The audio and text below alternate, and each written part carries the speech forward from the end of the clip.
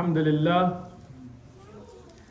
نحمده ونستعينه ونستغفره ونعوذ بالله من شرور أنفسنا ومن سيئات أعمالنا من يهد الله فلا مضل له ومن يضلل فلا هادي له وأشهد أن لا إله إلا الله وحده لا شريك له وأشهد أن محمدا عبده ورسوله. فقال سبحانه وتعالى للصحابة من الأنصار والمهاجرين، فقال سبحانه وتعالى رضي الله عنهم ورضوا عنه.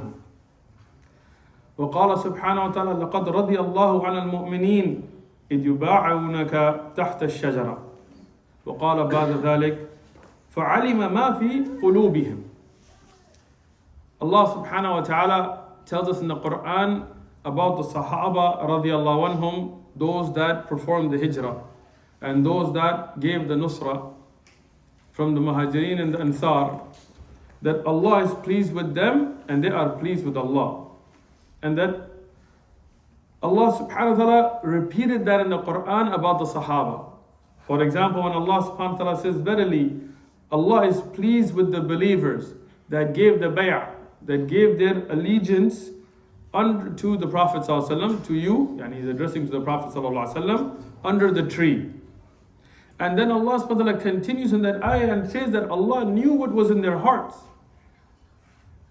Imam Ibn Kathir explains this ayah by saying that Allah chose those Sahaba to be there and to give that bay'ah because Allah knew what was in their hearts of iman, the belief and the love for Allah and His Messenger.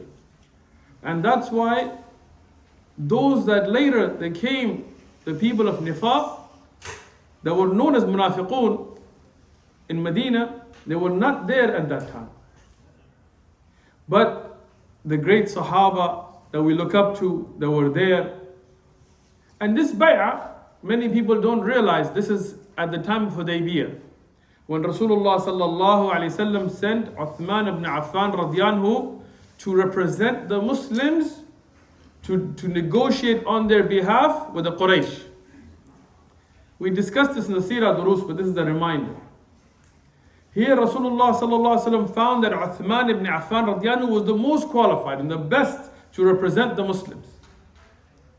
And when the rumors came that the Quraysh had killed the Prophet sallallahu alaihi wasallam, killed Uthman ibn Affan, that when he had gone to negotiate, that they had killed him. Rasulullah sallallahu alaihi wasallam took the bay'ah from the Sahaba to fight till death and to revenge the death of Uthman ibn Affan. And in this bay'ah, the Sahaba put their hands at the hand of Rasulullah sallallahu alaihi wasallam. But Rasulullah sallallahu alaihi wasallam himself put his own hand for Uthman ibn Affan radiyallahu. Yani, these are the shining stars of Islam. These are the ones that Allah has already granted His pleasure to. These are the ones given the glad tidings of Jannah. So these are the ones that we look up to. These are the ones that we need to follow in their footsteps. If we look at these ayat, we find a great lesson against those from the Rawafid and others who try to cause fitan, problems within the Muslim Ummah by speaking ill about some of the Sahaba. We see that they go against the Quran itself. And the Quran sets an example for us to know who to follow. The Anbiya, the Siddiqeen. Who was a Siddiq? Abu Bakr as-Siddiq. The Shuhada, like Umar and Uthman and Ali radiallahu anhum. And the Salihin who followed them in righteousness.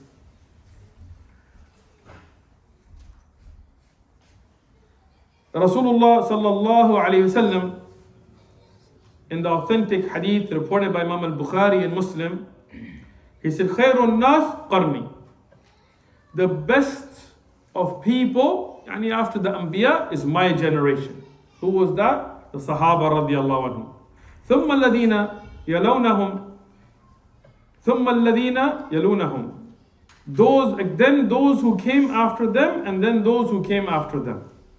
And Rasulullah sallallahu alayhi wasallam said in the hadith that reported by Imam al-Tirmidhi, and he graded to be Hasan Sahih, لا يدخل النار, they will not enter the hellfire أحد مما يباع, يعني those that gave the bay'ah, يعني الصحابة تحت الشجرة.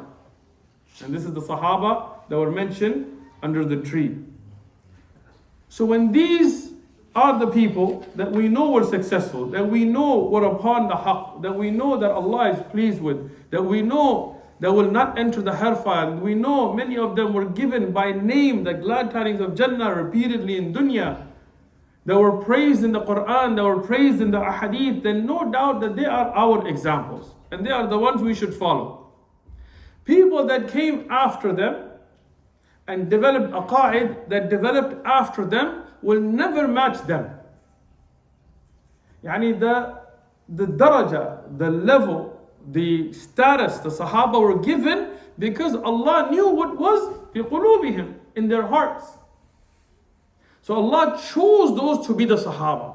He chose those to be the ones around Rasulullah sallallahu alaihi wasallam. He chose Abu Bakr radiyan to be the Sahib al-Ghar, to be the only one with Rasulullah sallallahu alaihi wasallam at that time in the cave.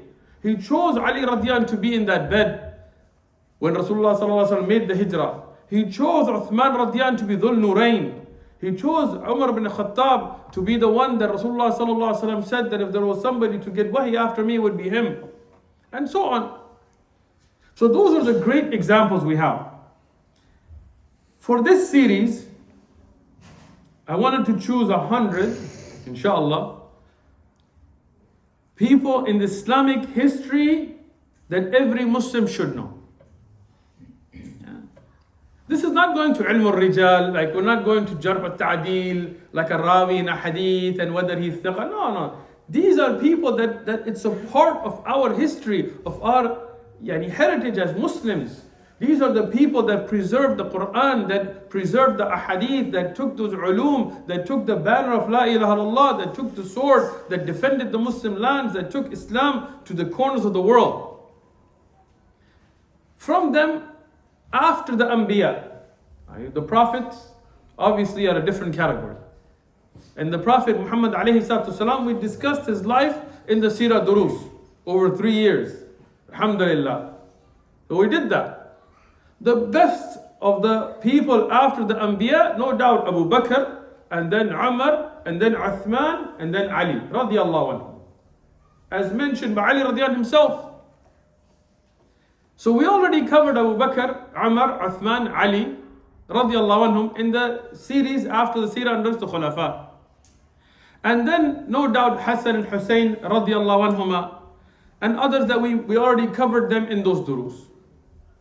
So I wanted to present other Sahaba and then Imma and Ulama and Mujahideen and Qurra and others who came later up to inshallah our time. We will not be able to cover everybody. Maybe there is somebody that is more mustahiq, there is more right, but this is what I chose. And I ask Allah for forgiveness for whatever I made mistakes in. And I ask Allah to accept whatever good we did. But we want the brothers and sisters to be consistent in these durus and to bring others to the durus. Why? Because these are our Salaf al-Salihin and those who followed them. They are our example, the qudwa, the example that we should follow. And if we don't know them, then how will we follow them? The first one that I decided that inshallah we'll begin with, even though we touched a little bit upon this in the seerah but not enough, was Khadija radiallahu anha. I didn't choose her because she's a woman, but it shows that no doubt women have laid down such sacrifices, that have laid down the foundation on which the da'wah was developed, that no doubt her name came to mind. And I think it's befitting that we begin with her, especially as an encouragement for our sisters who are constantly under attack with feminism and this ism and that ism and this misguidance and that misguidance and leave your hayaism and find a way to hellism. I don't know, all these new isms that are coming. And we want our sisters to be upon istiqamah, upon steadfastness, to stand for the haqq. As I sat to listen to some of the ulama and their biographies of her and look at the books of tariq, and people always ask me, which book are you going off of? I'm not going over just one book. Obviously, Bidayah wa Nihaya ibn Kathir, Siyar Alam al-Nubala of al-Dhahabi, and other works that were earlier than them, like Ibn Ishaq, Ibn Hisham, are valuable works. And later works that have been written, Al-Lu'lu al-Maknoon and others, based on these. I'm going to reference across them. And then going back into the original works of hadith, the books with asanid. And I'm going to summarize and bring together from these different works, as we did in the Sirah Durus. And I'm going to attempt, inshallah, as we did in the Sirah Durus, to stick to only maqbul ahadith, acceptable ahadith, those that are sahih or hasan. Even if they're sahih or hasan li ghayri, but they are authentic narrations. Today I will not begin the life of Khadija radiallahu anha. Khadija radiallahu anha will begin with her life at the next verse. Today I want to set a precedence before her that was set by certain women that I think are worthy of mention. To set the background, these women that I will mention today, inshallah, 4 of them, they are not a part of the series that we're doing, but they were, when I was looking at this, they were worthy of mentioning and knowing, so we'll begin with them today, inshallah, as a precursor to the dars that will be coming up. The first of them is Sarah, radiallahu anha, alayha salam, however you want to say it. Sarah, alayha salam, was the wife of Ibrahim alayhi salam. Sarah is often underrated when we talk about tariq, because a lot of people talk about Hajar and her work, and she's going to be the next one I'm going to talk about. But many times as Muslims we kind of skip over Sarah alayhi salam. She was a pious woman, as we see the mentions in the Quran and Sahih Ahadith and the Israeliyat and so on. But I want to mention just a little bit from her life. Again, like I said, this is not an in-depth study of these women. This is a precursor. When Ibrahim ﷺ was going through Misr, there was a zalim, an oppressive king. And this king, he had as many dhullam, oppressors, he had some strange ideas. If somebody was to travel through his land, who was not from his land, with their mother or sister or daughter, he let them go. But if somebody was to travel through his land with a wife who was attractive, he would not allow them to pass without forcefully violating her rights. And this is a strange thing. And this is something obviously that Islam would forbid. But when you don't have Islam, then you have these types of oppressions. Ibrahim ﷺ, he was constantly on the move. His whole life he was giving da'wah. So him and his wife Sarah, they were going through this land.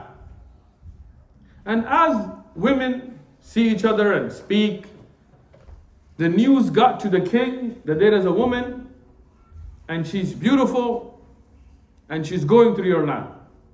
So as a zalim, as an oppressor, he ordered that Ibrahim ﷺ be brought. And he asked Ibrahim ﷺ who this is. And this is a very practical lesson for us. Ibrahim ﷺ had tawakkul ala Allah. He is a person of tawakkul. Don't get the story twisted. This is at a time, according to the ulama of tariq, that he's already been thrown in the fire. He's already been through the explaining to the people about the sun and the stars and the moon and all of that. He's already been through his own people and breaking the idols, all of that. So he has that strong connection with Allah.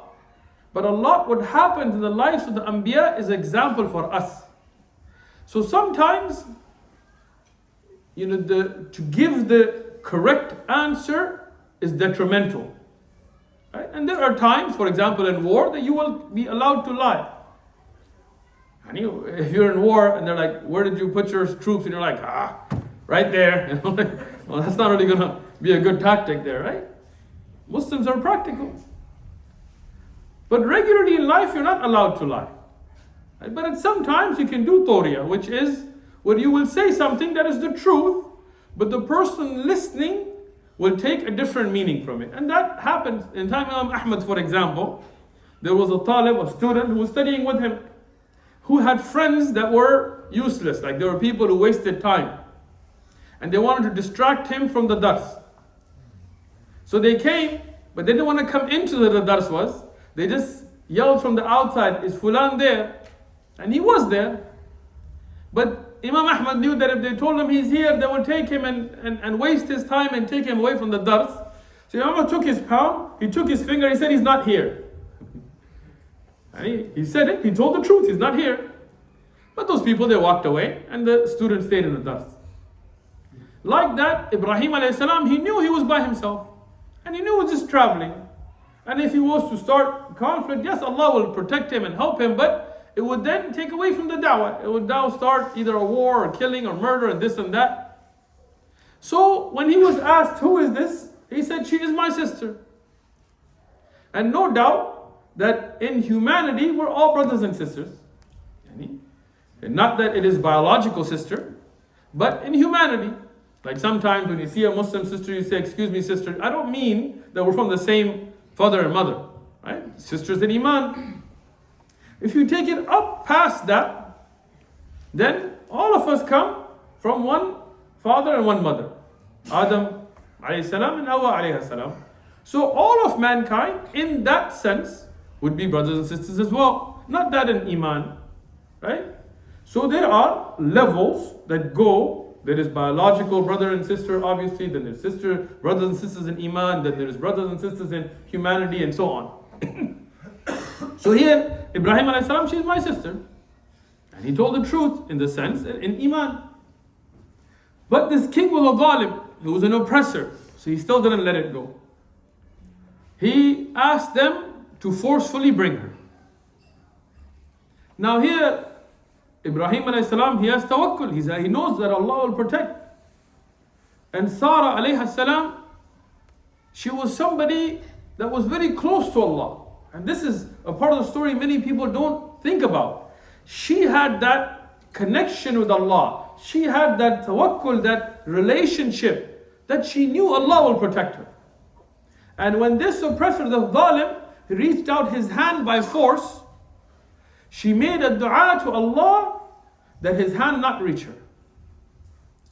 And as a miracle, Allah subhanahu wa ta'ala made him where he was paralyzed. The ulama, they explained, some of them said he was as if he was getting like an epileptic attack. Some of them said no, he just wasn't able, his physical body wasn't able to reach. But either which way, as a miracle, Allah stopped the zalim from touching this woman of Iman. Now, many of us don't get such miracles. Sometimes the enemy will come and you will make dua and the enemy will still hit you in the head, right? But there is a key lesson to take. Have we built that relationship with Allah? Have we woken up at night and prayed when nobody saw us and made that dua and had that ikhlas, that sincerity, and had that standing on the haqq and obedience to the Quran and Sunnah? Have we made a wall between us and everything that Allah made haram? Every sin, every doubtful matter. And if we haven't, then it's hypocritical for us to not put that work in and then think, A'udhu Billah, as if Allah is there for our beck and calling, like, whenever we want, Allah will bring miracles. No. We are ibad, we are slaves. Allah is the master. If He blesses us with something, that is the mercy of Allah. It is not our haqq on Him. But there are those ibadullah, those slaves of Allah, like Sarata alayhi salam, that have developed that relationship, that have sacrificed to their life, that have laid away from everything that Allah forbid, that were staunch on their salawat, on their prayers, and their zakat, and their siyam, and everything additional to the faraid. So they reached a level where Allah gave them such miracles. This zalim didn't learn a lesson. Kuffar, they don't learn lessons. When he saw this, instead of saying this is a miracle from Allah, this is a sign. I mean, imagine you see something like that. He thinks, nah, it's a fluke. And this is the people today, you know. So how did insan develop? Just by itself. I was talking to somebody, you know. I gave the example of the cell phone, you know. But I gave a different example. I told him, okay, let's say I have an iPhone 4.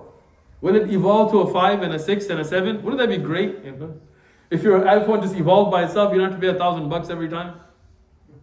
So how did insan evolve? By himself. Nobody to evolve him, nobody to create, nobody to grow.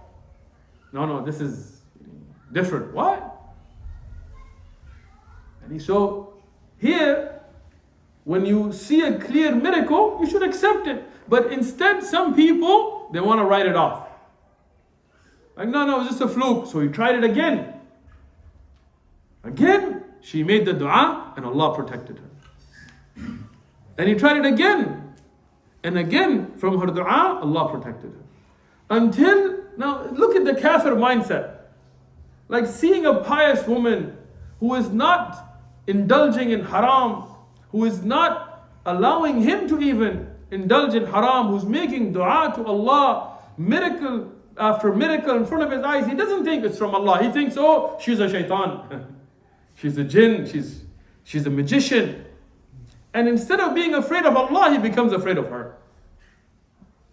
Khalid bin Walid, inshallah, he's one of the people we'll discuss in detail. It's not that he was just so intelligent. No, it is Allah that made him Saifullah. It's not that Umar ibn Khattab was just as a person so amazing. No, it is Allah that gave him that status because of what he put into it. And the mercy of Allah. So here, Sarat alayhi salam, here, when she is saved by Allah to protect himself from her, seeing the power that backed her, he even gave her a gift. And that is Hajar alayhi salam. Hajar alayhi salam was given as a gift to Sarah. And Sarah, look at the iman of this woman. She then went ahead and gave that slave that was given to her husband. Now, in the early Sirah Durus, we went over the life of Ibrahim alayhi salam and this in detail, so I'm not going over that. But I want to clarify one thing again. And I know in some of the books this is written because of a lot of the Israeliyat and things. But in the Quran and in the Sahih Hadith, we don't see the sabab of Hajar alayhi salam being taken to Mecca, any animosity between her and Sarah. Yeah. Rather, this is the order of Allah for Mecca to be established. Most of those that wrote about this, they based their opinion on Israeliyat. And when Israeliyat do khalif to what's in the Quran Hadith, we can't accept them. What we know from the Hadith that Rasulullah sallallahu alaihi wasallam told us, when Hajar, and this is later, when she asked the reason, and she said, is this an order of Allah? He said, yes. So that means this was an order of Allah, not an issue between two wives. Hajar alayhi salam, she's taken to Mecca. And this is the second of the four that I want to mention today. Now she is somebody that was given originally as a slave. And then yes, at what time, Allahu Alam, but she was married, from what the ulama of Islam have stated, to Ibrahim alayhi salam. And she gave birth to a son, Ismail alayhi salam. And at this time Allah wanted and ordered that Ibrahim alayhi salam take them to Mecca, to the place where Allah subhanahu wa ta'ala would then prepare for the final prophet Muhammad alayhi salatu salam. A place that until then was barren. Now imagine, She's a woman who just gave birth with an infant child. And Ibrahim alayhi salam, a pious man, takes her to this barren place. Now he's a prophet of Allah. But he takes her to this place where there's nobody. Our sisters watching this or here in the masjid listening to this, think about this. It's not, Ibrahim alayhi salam used to constantly leave. He was always on the move. Ibrahim alayhi salam was always on the move. Even when Sarah alayhi salam was in the area of Sham, he would constantly leave and go out, and that's his whole life. Kana ummatan, he was an ummah by himself, meaning he was always out as like a whole nation's work would be him. But here now, it's not just that he leaves her. He brings her to a place where there's no food, there is no shelter, there is no security, there are no savings, there's no money sitting there, there's no dirham, there is no dinar, there is no dates, there is no water, nothing. There is no people. I'm sure you've been to Mecca, many of you, inshallah. If you haven't, may Allah take you. Mecca is rough. Like, don't look at the hotels and the restaurants and the beautiful development of the haram today. No. Go outside and look at the landscape. It's rock. It's not like Medina. Medina is nice. Of course they're all nice. But Medina, the ground is soft, fertile ground. It was farming land. It's flat. There is wind. You can grow things. Mecca is rough. It's rock. Even if you look at where they're building now, where it used to be Jabal Umar, they had to break through just pure rock. So here, now when she's in Mecca and she's being left there and there is nobody there and he doesn't leave her with anything and he starts walking away, she asks him, "Who are you leaving us to?" "Me, a woman by myself, and an infant child, a nursing child. Who are you leaving us to?" And he doesn't even respond. Man, half the women here will be asking for talaq by that time. It's rough. It's not easy. Brothers, you guys aren't Anbiya, all right? So don't go and leave your wife in El Centro or something, no, right? But think about her iman. She asked the question, is this the order of Allah? Did Allah instruct this? He says yes. She had to ask the right question. He didn't respond to her before. He says yes. She doesn't say, okay, well, what's the hikmah behind it? No, she says, okay, then Allah is enough for us. An amazing iman. Wallahi, like the men today should be ashamed. If I take one of my sons and leave him in the desert and start walking away, they're going to be like, yo, Dad, what's going on, Dad? Where are you going? But imagine a woman by herself with a nursing child. But she asks, is this from Allah? He says, yes, khalas, I don't need you then. Go ahead, do what you got to do. Allah will take care of it. Now, a desperation sets in. A hardship. At first, it's easy to say these things. But when you literally have no food, no shelter, no water, and your milk dries up, and your child is screaming. Milk doesn't dry in a minute. Imagine the patience. And she's running back and forth. Allah subhanahu wa ta'ala honored her. See, when you have tawakkul, and you have sabr, and you do it sabrun jameel, without complaining, then Allah will honor you. But after that patience, after the test. When you want a degree, they don't just hand it to you. You don't just walk into university, they're like, yeah, there you go. Master's? Sure, there you go. PhD? No problem. Nobody does honorary degrees, right? No. You gotta struggle. You gotta go through tests and stay up nights and do homework and turn in stuff and examination and this and that. And then at the end of all of that, here you go. Do you think Jannah is that easy? Here, Hajar alayhi salam, she goes to that test, Allah honors her. Jibreel alayhi salam comes.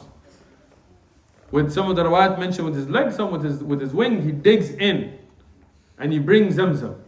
Until today, all of you that go to Mecca, you drink from it. I drink from it. Till today, how many billions of people have drank that water? How many continue to? And Allah blesses it. And the fadail of Zamzam are known. And if Hajj alayhi salam had let it go, it would have been a flowing river. And Allah then honored her, that from her child Ismail came the great nations and the greatest of mankind, Muhammad alayhi salatu salam. The third, she's called Mashita ibnatu Fir'aun. Some people think her name is Mashita. Mashita actually means the one who is like the caretaker, the hairdresser, the one that takes care of a particular type of a servant. And the hadith for this is reported by Imam Ahmad in his Musnad and Al-Tabrani and Ibn Hibban and Al-Hakim, both of them graded to be Sahih. Al-Dhahabi graded to be Hasan. Ibn Kathir said there is nothing wrong with its sanad. Ahmad Shakir and Shuhaib al-Arnout and others, they graded to be Sahih and Hasan. So no doubt to it being authentic. I looked up all of these books to make sure at the authenticity of it. Ibn Abbas radiallahu anhuma, he reports, it's a long hadith, I'll mention what is relevant. That Rasulullah sallallahu alayhi wasallam and al-Isra wal-Mi'raj, when he was above the samawat, he smelt a fragrance. A fragrance that was so amazing that it's beautified above the samawat by al-Jannah. And he asked Jibril alayhi salam, what is this fragrance? Jibril alayhi salam said, this is the fragrance from the grave, from the qabr of the Mashita of the daughter of Fir'aun. And Jibril alayhi salam, he told the story to Rasulullah sallallahu alaihi wasallam. Rasulullah was not there when this had happened. This hadith is an Jibril. And then Rasulullah sallallahu alaihi wasallam told the Sahaba like Abdullah ibn Abbas, and with the sanad then we have this. Sahih. This woman, she was from Bani Israel, and she was a slave. And she was owned Al Fir'aun, by the family of Fir'aun. And her job was to comb the hair of the daughter of Fir'aun. And at a time when the men from Bani Israel were afraid to speak about Islam, at a time when Fir'aun was such a zalim that he would walk into the houses and these strong buff men would stand there while he would kill their children, or his army would. Imagine somebody takes your son. Wallahi, I don't care which superpower comes into my house to take my kids, I'm going out Rambo style, you know, first blood or whatever. I'm not going to let somebody, I don't care who they are. Gotta die. Right? But imagine an oppression that had put such a fear on Ben Israel that you could walk into their house, take their newborn son and kill him, and they wouldn't do anything. Wouldn't say a peep. Men were that afraid. And this woman, who is a slave, inside the house of Fir'aun, she's combing the hair of the daughter of Fir'aun, she drops her comb. She drops the comb. What does she say? Bismillah. This is the sunnah. To say Bismillah. When something happens, if you slip, as we know from hadith of Rasulullah sallallahu alaihi wasallam as well later, you should say Bismillah. So she says Bismillah. The daughter of Fir'aun says, what? Who's Allah? How dare you call on somebody else in my father's house? Here we worship Fir'aun. He said, Ana Rabbukum A'ala, yani I am your greatest Lord. This is the kind of boastful statements he used to make in his own house. His own slave is saying Bismillah. She said, Allah is my Rabb and your Rabb and your father's Rabb. Allahu Akbar. A woman with that iman. Today we're ashamed if somebody thinks we're Muslim. Today we're ashamed that we dress a certain way. If my hijab has to be colorful, look at the iman.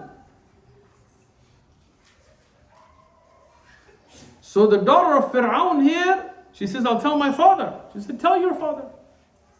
So daughter of Fir'aun, she goes and she tells her father. Her father has her called. He said, you weak old woman, a slave in my house, are saying that there is a Rabb above me? She said, yes. Now imagine the excuses she could have made. Oh no, protection of life. She could have.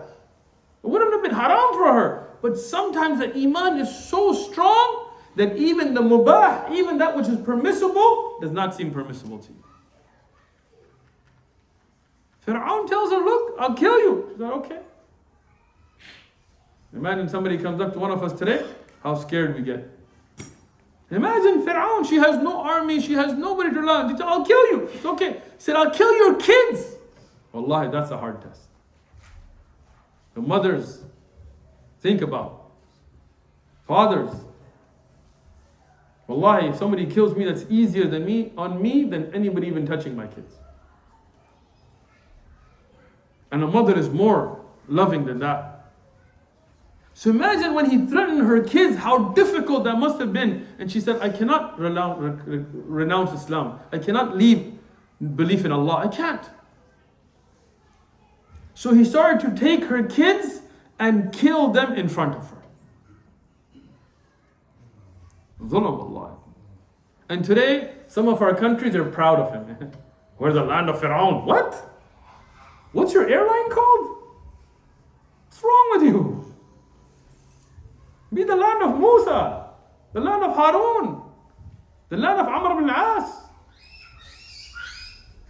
Fir'aun, al-Dhalim, Kafir, Taghut. This Dhalim, he starts to kill her children in front of her. The last of her children is a baby that's breastfeeding. A small young baby, can't speak, can't walk, a little child. At this, when they're about to take this baby away from her, her heart starts to tremble. And at this, Allah gave her a miracle. And the child spoke. This is Sahih Hadith. And Abdullah ibn Abbas mentions the children that spoke in the end of this hadith, and he mentioned this as one of them. The child miraculously spoke. And he told the mother that be steadfast, because verily the punishment, the hardship of this dunya are easier than the hardships of the akhirah. Be steadfast on your iman, on your Islam. Miracle. Child spoke. And then she asked, it's a mother. She asked, she said, the only thing I ask is you bury me and my children in one grave.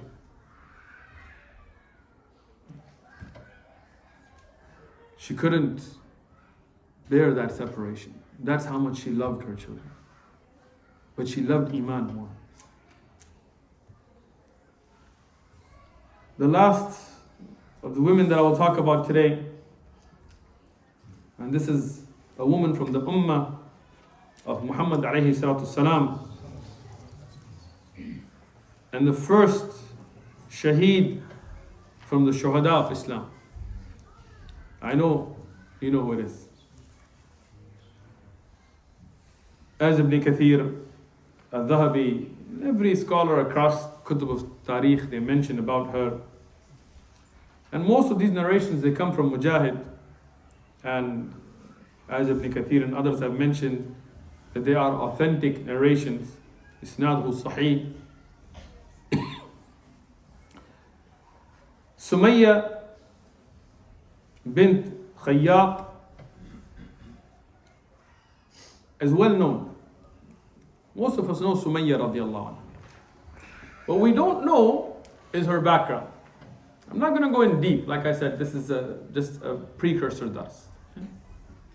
But she was a slave of Abu Hudayfa from Banu Makhzum. Banu Makhzum was a qabila in the Quraysh. And Abu Hudayfa was a chief there, and she was his slave. And we don't know much about her earlier background. There are some lineages given and so on, but she had no tribal backing. She was a slave. She was a woman. And Banu Makhzum were the Qabila, and from them, Abu Hudayfa owned her. And she was older, she was not young. And a man named Yasir, he came from Yemen. This man, Yasir, radiallahu anhu, he came originally to Mecca from Yemen looking for his brother. He had two brothers that were there, Malik and Al-Harith. And he found his brothers, and they decided, he was worried about them and so on, and they decided they're going to go back to Yemen. But Yasir, he liked Mecca and he liked the people of Mecca, so he wanted to stay in Mecca.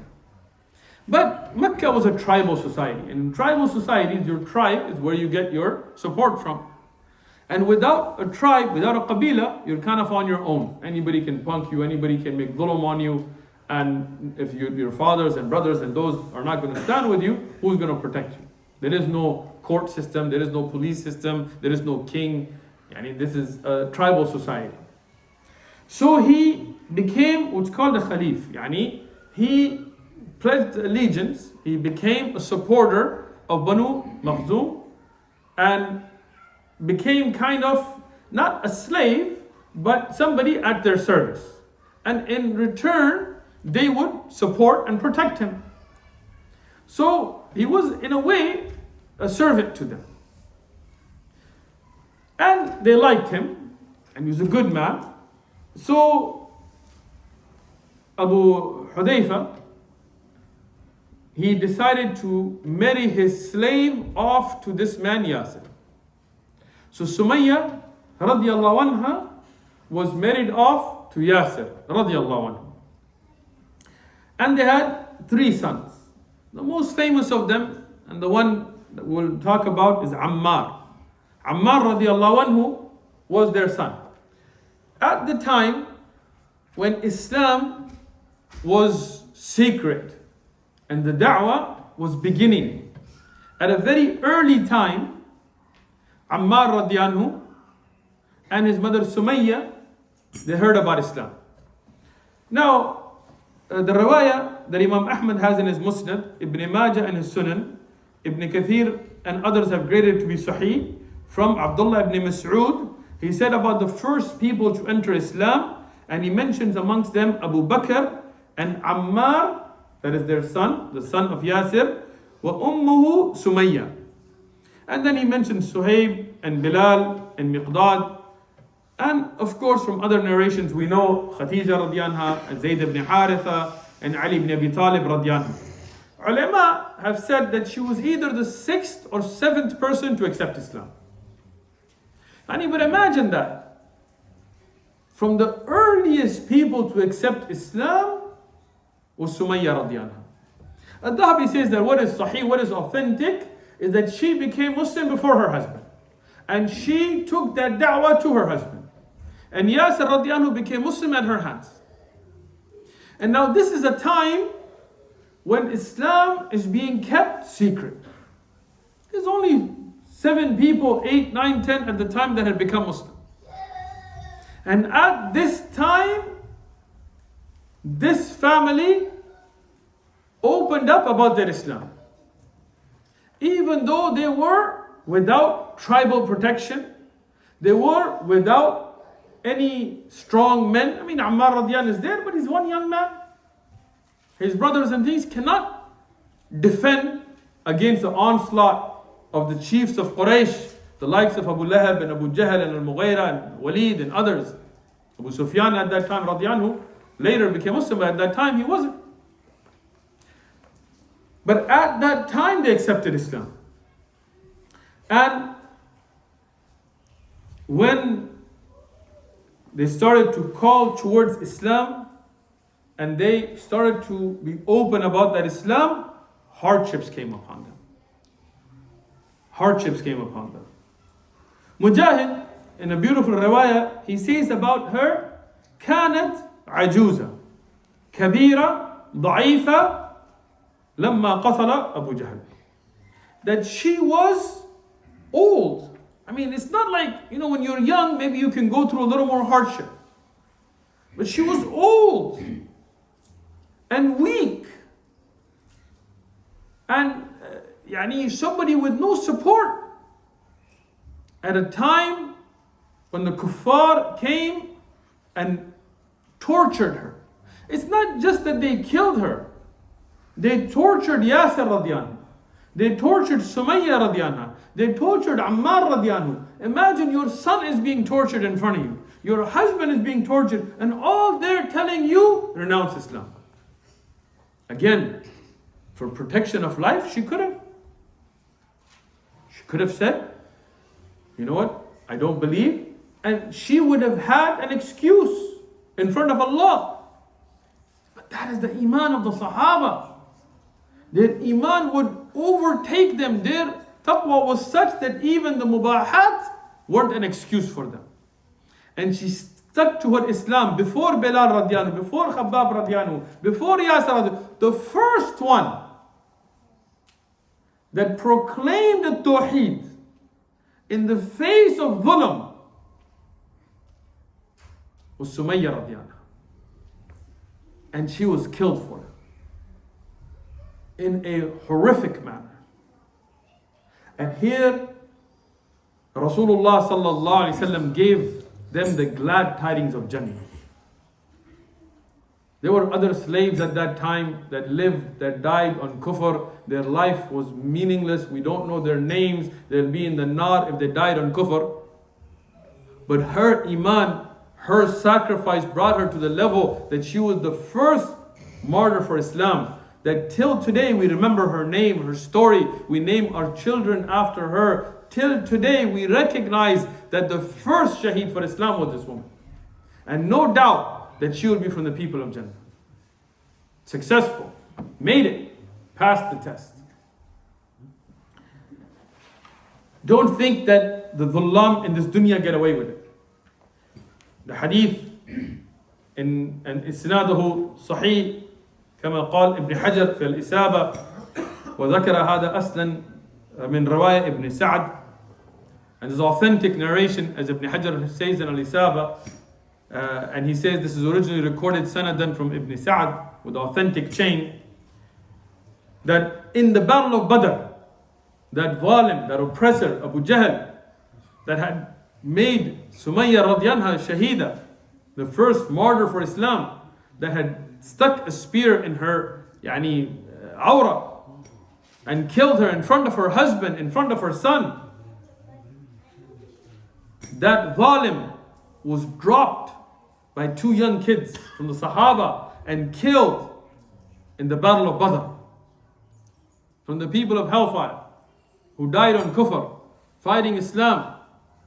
And Rasulullah sallallahu alaihi wasallam, he turned to her son Ammar, that was there in Badr fighting, that look over there, قَتَلَ اللَّهُ قَاتِلْ أُمَّكَ.